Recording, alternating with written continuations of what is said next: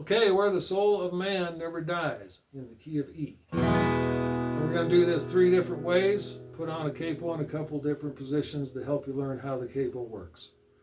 First, we're going to just play it out of the basic E shape here. And then I'll play it through and then go into all the blah, blah, blah, which is what I call the music theory part of this, all right? All right.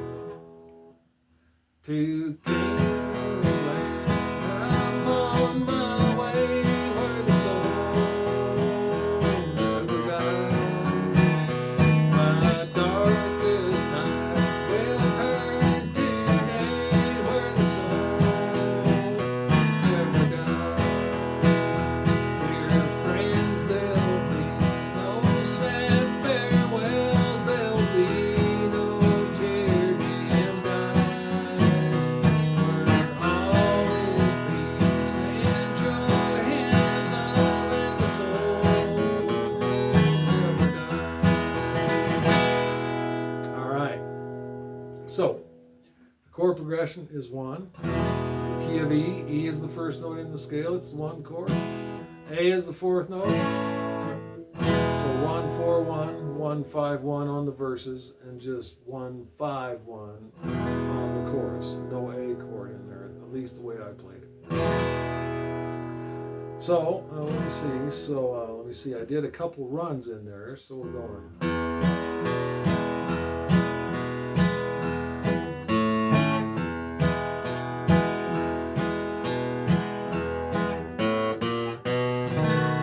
That's A, B flat, B, going up to the 5 chord there, back to the 1, 4 1, up to the 5, then back, and then the chorus is just 1 and 5.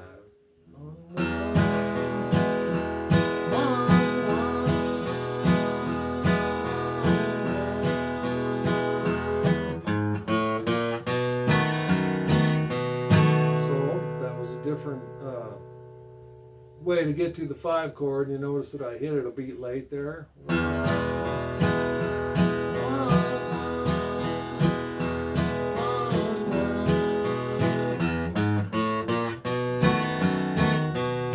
that time I hit the G sharp, A, B flat, B.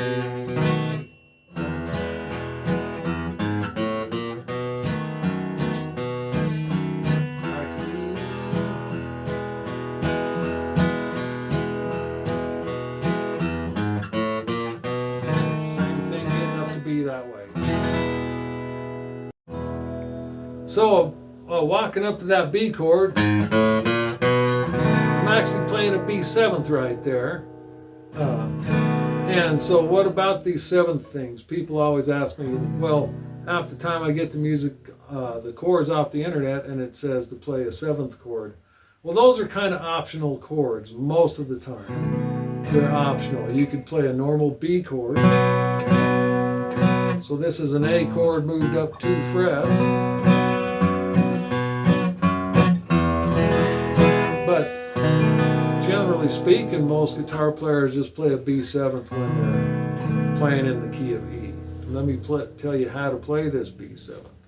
So the 2nd fret of the A string is a B note. The 1st fret of this here D string is a D sharp. And then we have an A note here, 2nd fret of the G string, and then the 2nd fret of the E string here is F sharp. And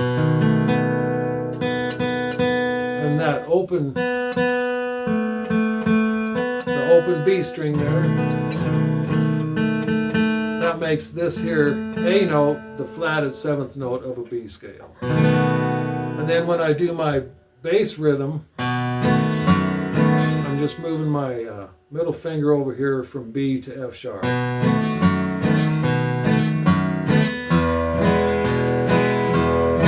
Alright. Okay, now we're going to put on a capo up to the 2nd fret and play it from the key of D. All right, so we got the capo on, we got the guitar in tune. Always tune your guitar when you put on a capo because it changes everything. All right, so here's what's going on is down here, this is a D chord. Moved up with the capo 2 frets makes it E. Moving the G chord up 2 frets with the capo makes it an A chord. And playing an A chord moved up 2 frets makes it a B chord. And you notice that I'm not playing an A7th, I'm just playing a normal A. So that means that the 1, 4, 5 here, D, G, and A are actually E, A, and B. If that don't make you crazy, nothing will. All right, that's why people use the number system, because this is 1, this is 4, this is 5. So here we go, this is how it's going to sound.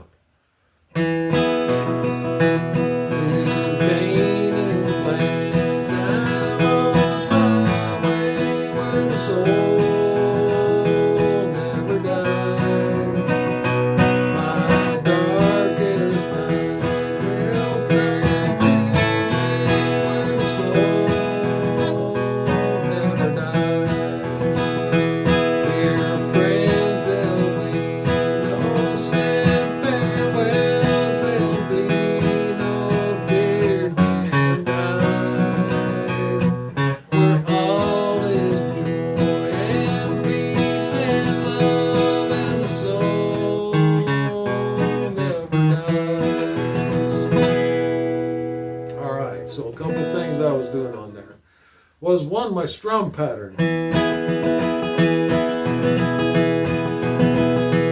So putting in those extra strums is kind of cool, although it's kind of hard to do. But what we're really doing is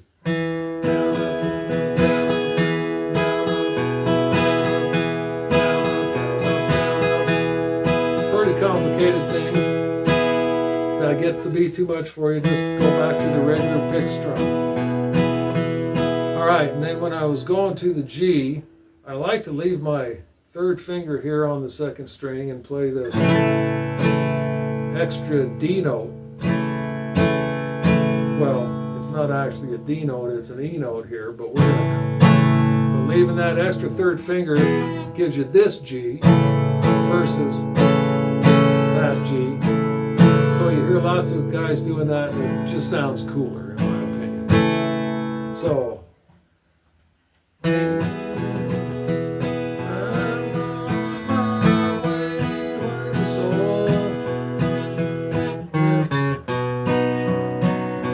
that walk down is, so we're going to call that the open D string, 4th fret, 2nd fret, open A string. Of course we got a capo on, so those aren't the actual notes, but I think you understand. And then walking back up to the D chord, the D shape.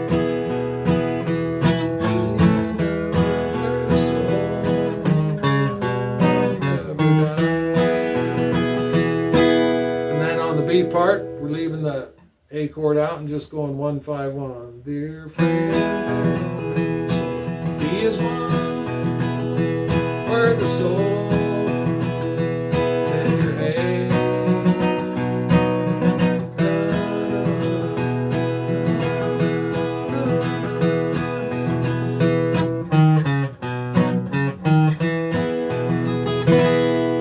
All right, that's pretty much it. Okay, so I have moved my capo up to the 4th fret now. Checked my tuning again. And so now we're going to play it from a C shape. Okay, so C moved up 2 frets would be a D chord, and moved up 2 more frets, so a total of 4 frets gives me an E. So this is for, well, let's say you're in a jam with a bunch of guitar players and most of them are playing their E down here.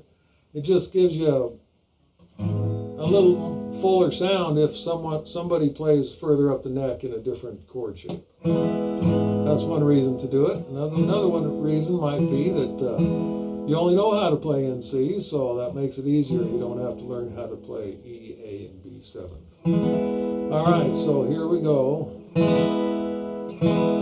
To Caanan.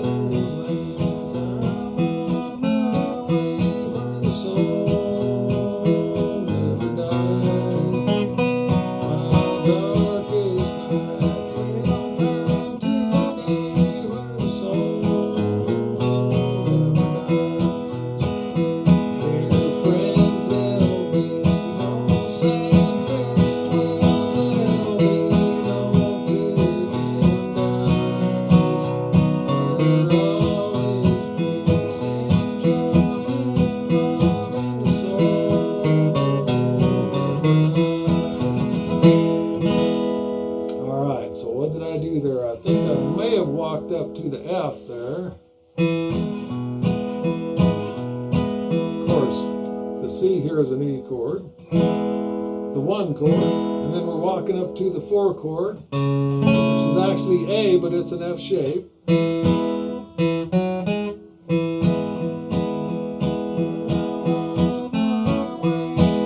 Well, I don't think there's actually much time enough for walking up there, but if you were going to walk up, you just follow the scale right up to those notes. So that's what I was doing when I went to the 5 chord. B note, T, D, so that's, we're going to call this the 3rd fret because it's the 3rd fret above the capo. 3, 2, 0, 3, down to the 5 chord. And then 3, 0, 2, 3. So that's how I'm getting back and forth between those 2 chords. But the tricky part about doing these runs is getting to the bass note of the 5 chord on the first beat of the measure. So you can go 1, 2, 3, 4, 1. So pick, strum, boom, boom, boom. That gets you there. Or you do 2 of these. Boom, boom, boom, boom, boom. So you can do a pick strum. Same thing here, pick strum. Or 2 of the first notes.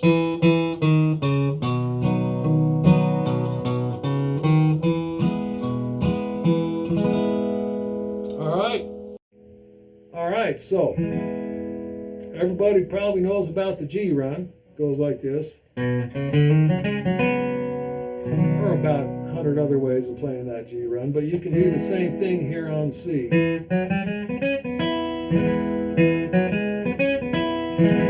So that's the 3rd fret. I like to go 0, 1, 2, 0, 2, 0, 1. So that's the 4th string is the what we're calling a C note, even though it's E. That's the 4th string.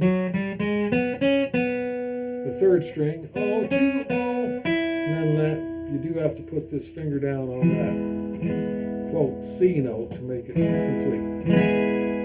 Okay, take care now.